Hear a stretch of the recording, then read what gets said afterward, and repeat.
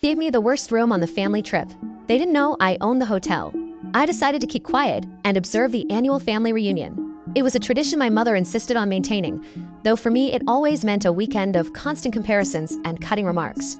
This year would be no different, except that the luxurious hotel where we would stay was now my property thanks to the inheritance my grandfather had secretly left me 6 months earlier. When I arrived at the lobby of Hotel Miramar, my heart was beating fast. I watched as my sister Lucia, the family favorite, was welcomed with hugs and smiles by everyone. No one noticed my presence until my mother saw me and frowned.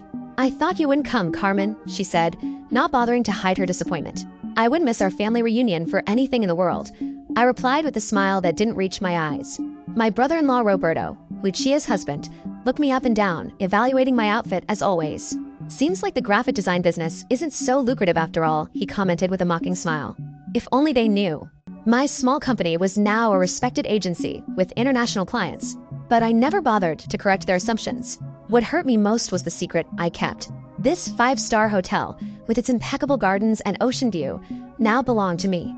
Grandfather had always seen something in me that the rest of the family ignored. We distributed the rooms. My mother announced as manager. Miguel handed out the keys. My sister and her husband received the presidential suite with ocean view, my parents, an executive suite, my cousins, deluxe rooms. And me, Carmen, you'll stay in room 108 on the first floor, the room next to the laundry, the smallest and noisiest room in the hotel. Everyone exchanged glances, some with shame, others with poorly disguised amusement. Miguel, the manager, seemed uncomfortable. "Ma'am, we could look for another option for the young lady," he began, but my mother interrupted him. "It's not necessary. Carmen is simple. She doesn't need luxuries." I saw how Miguel looked at me with concern. He knew who I really was, but we had agreed to keep my position as owner's secret during this family reunion. "It's fine, Miguel," I said calmly. "Room 108 will be perfect." I took the key and headed to the elevator, feeling my family's eyes on my back. On the way, I heard my cousin Daniela whisper, "As always, Carmen settles for the leftovers." The room was exactly as I remembered, small, with a window overlooking the service area and the constant noise of the laundry machines. I sat on the single bed and took a deep breath. I wasn't here to confront my family or to humiliate them by revealing I was the owner. I was here to understand why they treated me this way. Why, after 30 years, they still saw me as the least valuable. That night, during the welcome dinner at the hotel restaurant, my family occupied the best table. My chair was partially hidden behind a column. While everyone ordered the most expensive dishes on the menu, I ordered a simple salad. "Can you afford something better, Carmen?" my father asked with a mixture of mockery and pity. "We can treat you if you want.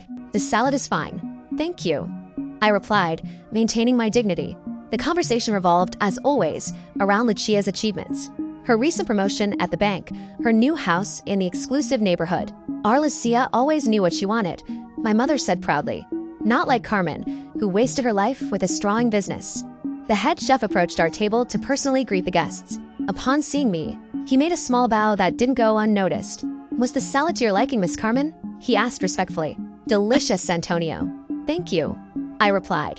My family looked at me strangely. "You know the chef?" Lucia asked, surprised. "We've crossed paths before," I replied vaguely. The truth was that I had personally hired Antonio 3 months earlier, after grandfather left me the hotel.